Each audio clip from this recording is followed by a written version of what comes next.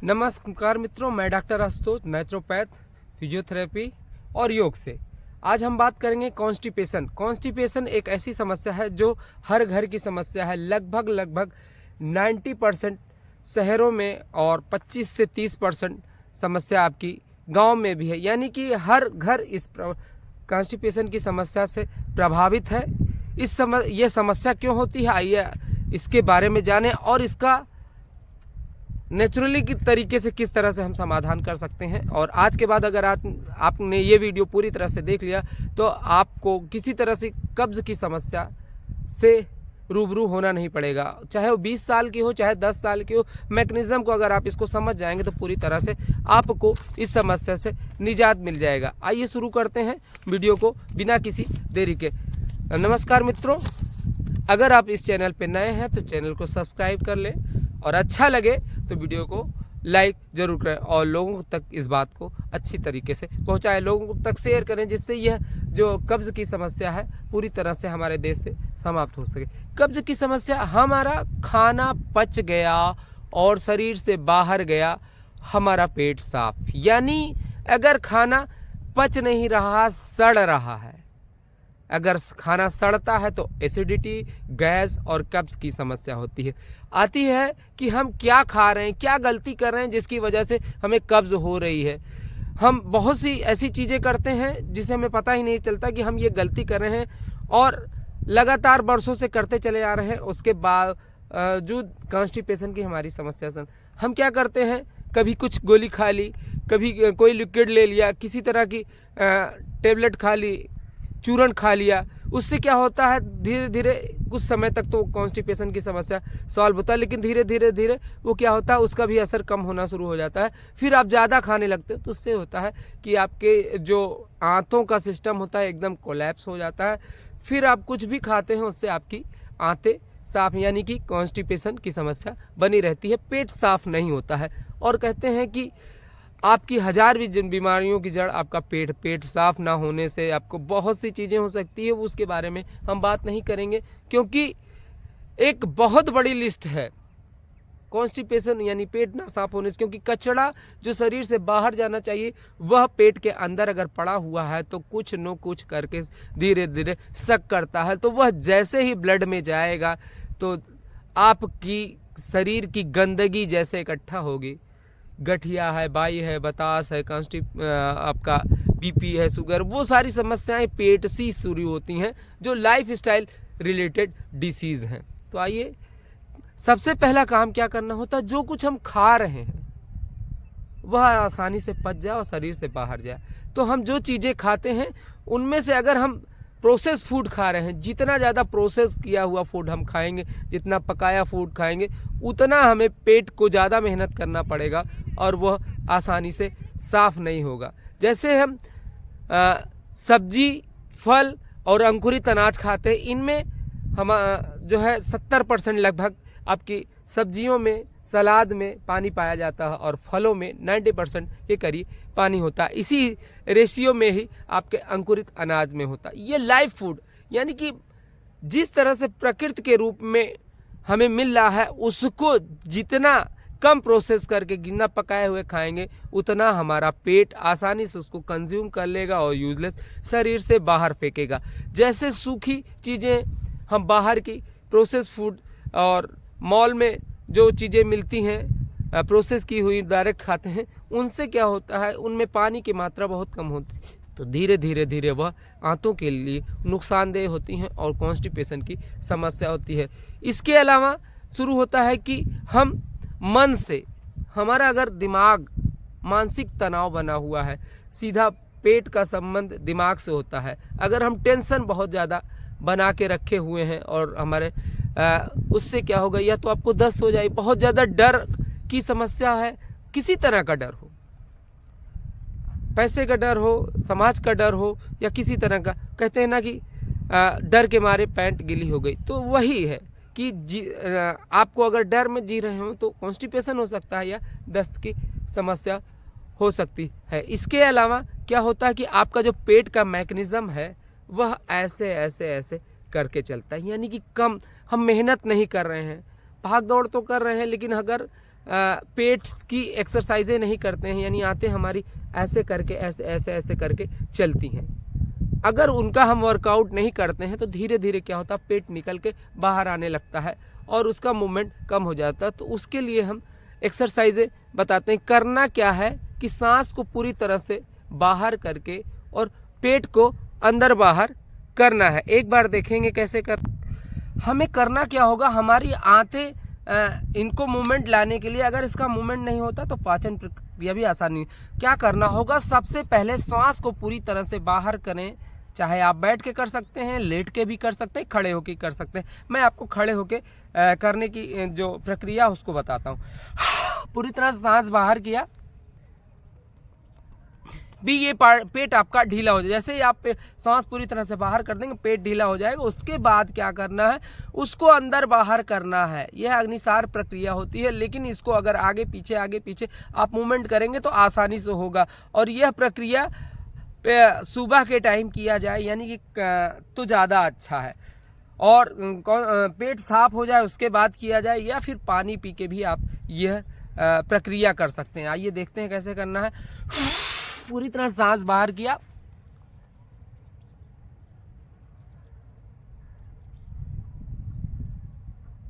सांस को बाहर रख के ही आपको क्या करना है, सांस को पूरी तरह से बाहर रख के ही और उसको जो है आगे की प्रक्रिया करनी है। इसको 4 से 5 बार आप करेंगे तो आप देखेंगे पेट धीरे धीरे आपका ढीला होना शुरू हो जाएगा और उसके जो मूवमेंट्स होते हैं वो आसानी से होने लगेंगे।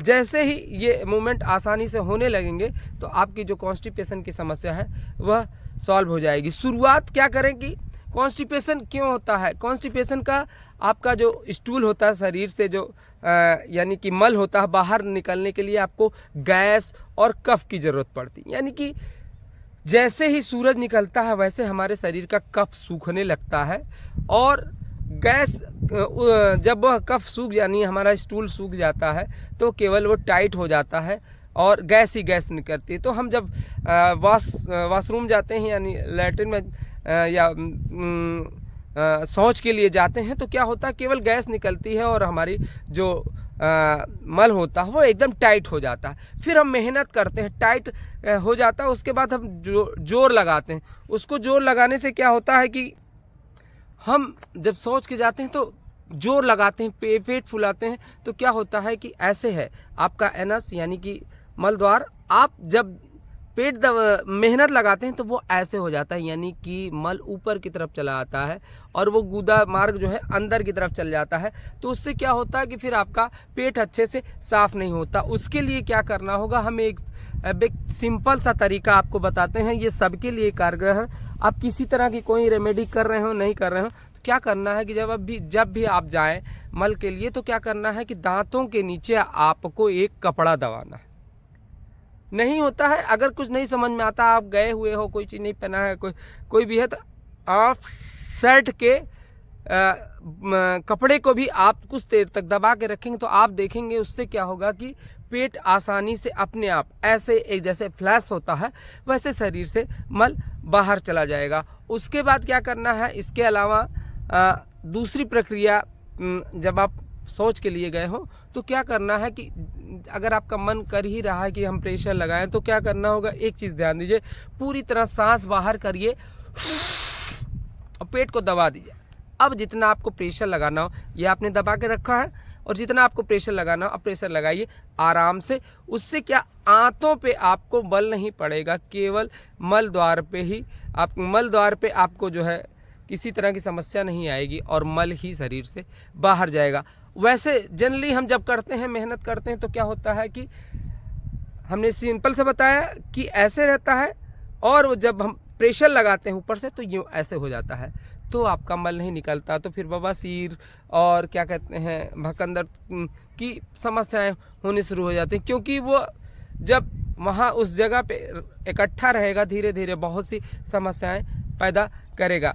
तो आपने देखा कि ये चीज़ें एकदम आसानी से होने वाली चीज़ है। अब कुछ रेमेडीज़ होती हैं जिसको आप खा के भी आपको जो है कॉन्स्टिपेशन की समस्या, एक छोटा सा उपाय है, हरण ले आइए आप, उसको आपको स्क्रीन पे दिखाई दे रहा होगा हरण, इसको ले आइए और क्या करिए, इसका पाउडर बना लीजिए। रात को सोते समय आधा चम्मच, कितनी पुरानी से पुरानी कब्ज हो आपको कि बहुत सी चीज़ें आपने खाई हैं और उसे लानी, फिर भी यह निरापद है, किसी तरह का कोई नुकसान नहीं। आप लंबे समय तक भी खा सकते हैं, लेकिन ये प्रक्रिया करने से आपको जो है कॉन्स्टिपेशन नहीं रहेगा, मल आसानी से साफ होगा। फिर भी आप अगर चाहते हैं तो हरण, छोटी हरण ले आइए। आप अगर खाने में आपको आसानी हो तो आप छोटे छोटे टुकड़े होते हैं उसको आप निगल के पानी पी सकते हैं, नहीं तो चूरन बना लें, आधा चम्मच सुबह आधा चम्मच शाम। रात में सोते समय गुनगुने पानी से और सुबह फ्रेश होने के बाद आप इसको लें। आप देखेंगे 3 से 4 दिनों में आपको आसानी से शौच प्रक्रिया होने लगेगी। तो उस धीरे धीरे करके फिर 2-4-10 दिन करने के बाद जब नेचुरल हो जाए तो धीरे उसको बंद कर दें, 8 से 10 दिन। उसके बाद भी अगर आपको मन करता है तो आप उसको यूज़ कर सकते हैं, किसी तरह का कोई प्रॉब्लम नहीं है। त्रिफला भी आप इस प्रक्रिया में यूज़ कर सकते हैं, बहुत सी चीज़ें हैं। बाकी मार्केट के जितने भी प्रोडक्ट हैं वह खाने से क्या होता है, उसमें सबसे ज़्यादा नमक भरा होता है, सनाई की पत्ती होती है, वो सारी चीज़ें जो है आपके कुछ समय तक तो वो आपके आंतों को साफ़ करने में प्रोसेस करती हैं, लेकिन धीरे धीरे धीरे वो नुकसान बहुत ज़्यादा करती हैं। तो त्रिफला या फिर हरण का आप उपयोग कर सकते हैं। इसके अलावा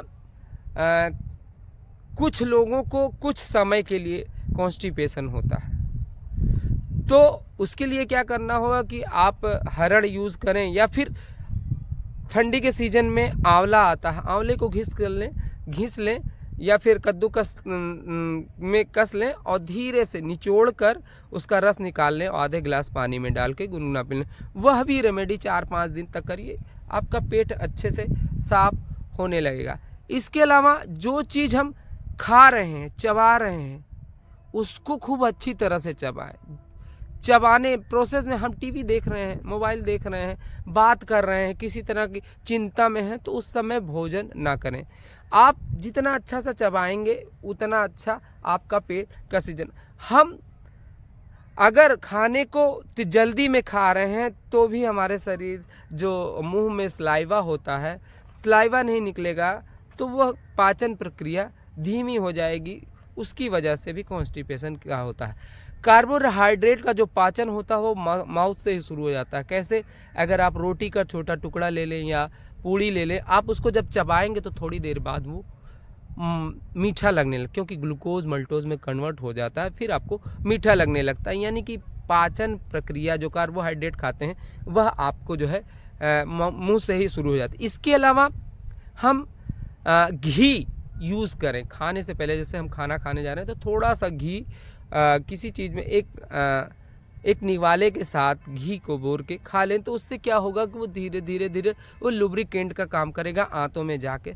अगर हम घी चीनी के साथ या फिर कार्बोहाइड्रेट के साथ खाते हैं तो वो फैट में कन्वर्ट होता है, लेकिन अगर हम थोड़ा सा एक पहला निवाला जो लेते हैं उस बाइट में आप देसी घी मिलाकर और ऐसे केवल चबा चबा के खा लेते हैं तो वह आपको लुब्रिकेंट का काम करेगा, आसानी से आंतों को उसको साफ रखने का काम करेगा। और बहुत सी ऐसी चीज़ें हम जैसे मांसाहार खाते हैं, मांसाहार हमारे जो आंतें होती हैं उनकी पचाने की प्रक्रिया बहुत धीमी होती है, धीरे धीरे धीरे ऑब्जर्व, क्योंकि वह हमारी आंतों के लिए नहीं बना है, वो मांसाहारी जीवों के लिए है। हम शाकाहारी जीव हैं, क्योंकि जो भी मांसाहारी जीव हैं उनकी आंतें बहुत छोटी हैं और मनुष्य शाकाहारी जीव है, और शाकाहारी जीवों का जो आंतें हैं वो बहुत लंबी होती हैं, क्योंकि वो खाने को पूरी तरह से शक कर लेती हैं। तो इस तरह से आप देखते हैं कि चीज़ें धीरे धीरे करते हुए आपको कॉन्स्टिपेशन की समस्या पूरी तरह से सॉल्व हो सकती है। उसके अलावा आपको क्या करना होगा, ऊषा पान जरूर करें। सुबह उठ के आपको गुनगुना पानी, अगर ठंडी है तो गुनगुना पानी, और गर्मी का सीजन है तो आप ताज़ा पानी पिएं। तो उससे क्या होगा, जो हमारे मुंह का सलाइवा होता है वह एक तरह से हमारे पेट में जो है क्लींजिंग का काम करता है। तो सुबह उठिए बिना ब्रश किए, कोशिश करिए रात में जो है आप ब्रश करके ही सोएं। ब्रश करने से भी आपका जो है रात में ब्रश करके सोएं, क्योंकि जो रात भर हमारे दांतों में खाने के कण पड़े होते हैं, उनसे सड़न होती है, हमारे दांत कमज़ोर। कॉन्स्टिपेशन की समस्या से हमारे दांत भी खराब होते हैं एसिडिटी और गैस से, यह तथ्य है। 100% आप इसको आजमाएं और देखें, अनुभूत करें कि जिनका कॉन्स्टिपेशन रहता है या फिर गैस एसिडिटी की समस्या रहती है, उनको दांतों में भी समस्या रहती है। और मुंह से बदबू आने की समस्या भी आंतों से है, कॉन्स्टिपेशन से है। अच्छी तरह से अगर नहीं साफ़ होता है तो वह दांत सड़ते हैं और अंदर से बदबू निकलती है।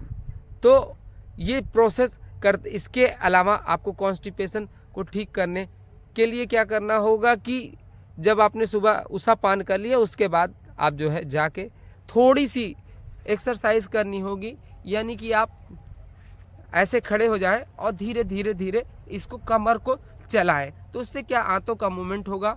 और दोनों हाथों को पंजे पे रख के थोड़ा सा 10 से 20 कदम चलें। आप देखेंगे क्या होगा कि आपको प्रेशर बन जाएगा। और वही प्रक्रिया जब आप जाएं शौच के लिए तो दांतों में के नीचे कपड़ा दबा के जाएं। तो उससे आपका जो है पेट एक बार में कितना भी आपको, कुछ लोग होते हैं 2-3 बार जाना पड़ता है, तो इसको करके देखिए रेगुलर।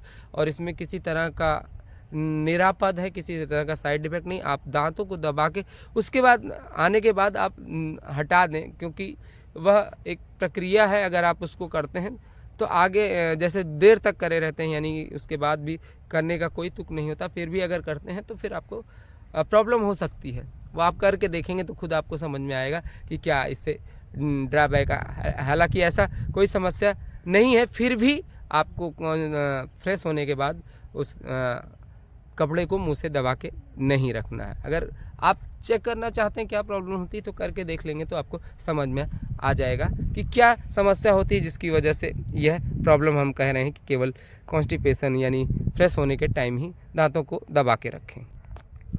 अगर यह चीज़ें करने के बाद भी अगर आपको लगता है कि कॉन्स्टिपेशन का समस्या हमारी सॉल्व नहीं हो रही, तो एक उपाय और कर सकते हैं कि अरंडी का तेल लें और आधा चम्मच से भी कम, क्योंकि थोड़ी मात्रा में शुरू करेंगे तो ज़्यादा अच्छा है।